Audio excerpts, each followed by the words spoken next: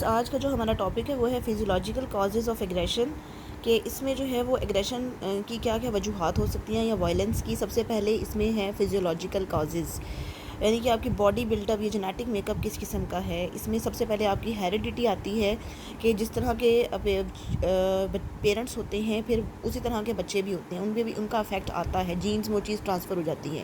ٹھیک ہے، اب یہاں پہ جیسے لکھا ہوا ہے the study of twins reveals that if one of the identical twin is aggressive the other will also necessarily be aggressive. کہ اگر ٹوئنس کی اسٹڈی کو دیکھا جائے تو اگر ایک اگریسو ہے تو دوسرے میں بھی چانسز ہیں کہ وہ اگریسو ہی ہوگا.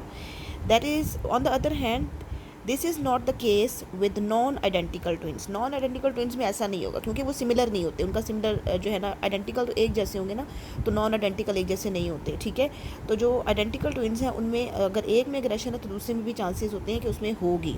ٹھیک ہے، تو اس میں ہیریڈیٹی کا انفلوئنس ہے. اس کے بعد ہمارے پاس نیورل کازز ہیں. Neural is related to brain.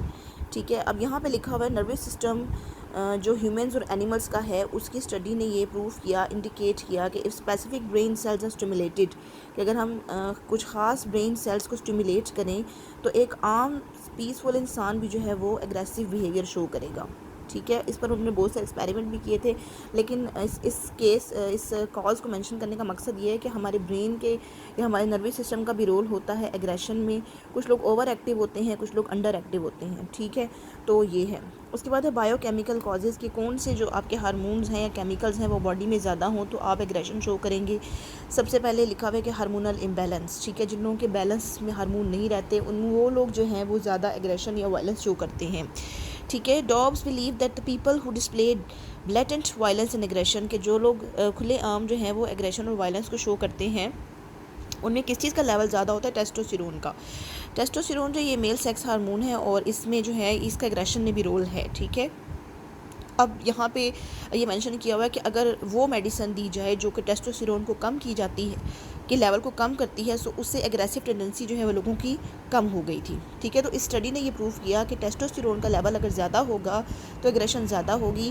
Testosterone کیا ہے؟ میل سیکس ہارمون ہے اور یہ ایگریسو بیہیویئر بھی پروڈیوس کرتا ہے، اور اگر اس کا لیول کم کر دیا جائے کسی میڈیسن کے تھرو تو ایگریشن بھی کم ہو جائے گی. اس کے بعد بش مین کوپر نے یہ ڈیمونسٹریٹ کیا تھا کہ اگر الکوہل لی جائے تو اس سے بھی ایگریشن جو ہے وہ پروموٹ ہوتی ہے یا اس انسان کے اندر ٹینڈنسی آتی ہے ایگریسو بیہیویئر کی. ٹھیک ہے، اچھا، الکوہل جو ہے وہ انسان کی فلیئر اپ کرتی ہے نا، ایگریشن کو فلیئر اپ کرتی ہے. اگر آپ تھوڑے سے غصے میں ہیں تو آپ زیادہ غصے میں آ جاتے ہیں. ٹھیک ہے، ایک چیز کو تیز کرنا ایکٹیویٹی کو تیز کرتی ہے.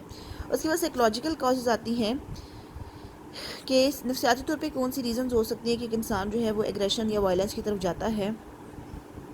اس میں سب سے پہلے انڈیویجول کے پرسنالٹی ٹریٹس آتے ہیں. ایون ٹیمپرڈ اور کول مائنڈڈ لوگ جو ہیں وہ اپنے آپ کو محدود رکھتے ہیں اور کم ایگریشن دکھاتے ہیں، جبکہ ہاٹ ہیڈڈ اور کوئک ٹیمپرڈ، یعنی کہ جن کا جو ہے نا وہ بہت جلدی غصے میں آنے والے لوگ ہوتے ہیں، جیسے وہ فلیئر اپ ہو جاتے ہیں. ٹھیک ہے، اور ایک انسان ایون ٹیمپرڈ ہے یعنی وہ تحمل مزاج ہے یا صبر والا ہے پہلے ہی، وہ جلدی غصے میں نہیں آتا. لیکن جو لوگ ہاٹ ٹیمپرڈ ہوتے ہیں یا پھر ہاٹ ہیڈڈ ہوتے ہیں، جو زیادہ غصے میں آتے ہیں، ٹھیک ہے، وہ لوگ جو ہے ایگریشن زیادہ دکھاتے ہیں.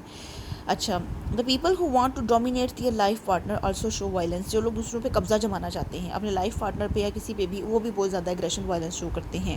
جن کا لو سیلف امیج ہوتا ہے، جن کی چائلڈ ہوڈ میں بہت زیادہ کمپلیکیشنز ہوتی ہیں، یا اکانومک پریشر ہوتا ہے، یا پھر اتھارٹیرین سٹائل ہوتا ہے، یعنی وہ دوسروں پہ ویسے ہی قبضہ جمانا پسند کرتے ہیں، یا سینس آف ورتھ لیسنس، جن میں وہ ان کو لگے کہ ان کی کوئی اہمیت نہیں ہے.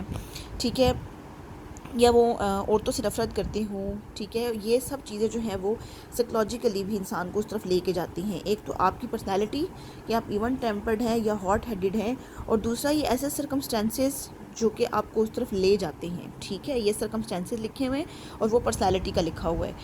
اچھا، اس کے بعد یہاں پہ لکھا ہوا ہے کہ in addition to these factors many psychological diseases تو ہم نہیں کہہ سکتے، disorders, personality disorders جو ہیں وہ drug addiction, personality disorders جو ہیں اس میں جیسے ڈپریشن آتا ہے، ٹھیک ہے، انگزائٹی آتی ہے، ٹھیک ہے، ڈرگ ایڈکشن ہے، اور شیزوفرینیا میں ڈیلیوژنس اینڈ ہیلوسینیشنس، ٹھیک ہے، false beliefs and false perceptions. یہ آپ لوگوں نے شیزوفرینیا میں اچھے سے پڑھا ہوگا. Due to schizophrenia generate violence, ٹھیک ہے، یعنی ظاہر وہ ہوش و حواس میں نہیں ہوتے تو وہ لوگ وائلنس زیادہ دکھاتے ہیں، ایگریشن زیادہ دکھاتے ہیں. اس کے علاوہ کون سے فیکٹرز ہو سکتے ہیں؟ Stress, social learning and family structure, یعنی کہ آپ آلریڈی لائف میں اسٹریس میں ہیں، اس کے علاوہ آپ سوشلی یہ چیزیں لرن کر رہے ہیں، یا آپ کا فیملی اسٹرکچر ایسا ہے، ایکسٹرنل انوائرمنٹ اس طرح کا ہے کہ جو کہ آپ کو اس طرف لے کے جا سکتا ہے. تو یہاں پہ آپ لوگوں نے پرسنالٹی کا بتانا ہے، اور یہاں پر آپ نے وہ فیکٹرز بتانے ہیں جو کہ ایگریشن کی طرف لے کر جاتے ہیں. نیکسٹ ہے ہمارے پاس انوائرمنٹل کازز، کہ اس میں کس طرح کا انوائرمنٹ ہوگا جو آپ کو ایگریشن کی طرف لے کر جائے گا. سب سے پہلے یہاں پہ لکھا ہوا ہے ایٹماسفیئرک پولوشن، کہ اگر آپ ایسے انوائرمنٹ میں رہتے ہیں جہاں پر بہت زیادہ پولوشن ہے، ٹھیک ہے، اس کے علاوہ نوائز ہے، اوور کراؤڈڈ ہے، اور آپ کو سکون لینے کا ٹائم نہیں ملتا یا آپ کو آرام کرنے کا ٹائم نہیں ملتا، تو وہ چیزیں بھی جو ہے وہ آپ کو ایگریشن کی طرف لے کر جاتی ہیں. ہمارے انوائرمنٹ کا ایگریشن میں یا وائلنس میں بہت زیادہ رول ہے. ایون کہ جب آپ اپنے روم کا ڈیسائیڈ کرتے ہیں کہ کیسا وہ ہے، وہ لے آؤٹ ہوگا، تو سونے کے لیے بھی آپ کیسا انوائرمنٹ کریٹ کرتے ہیں.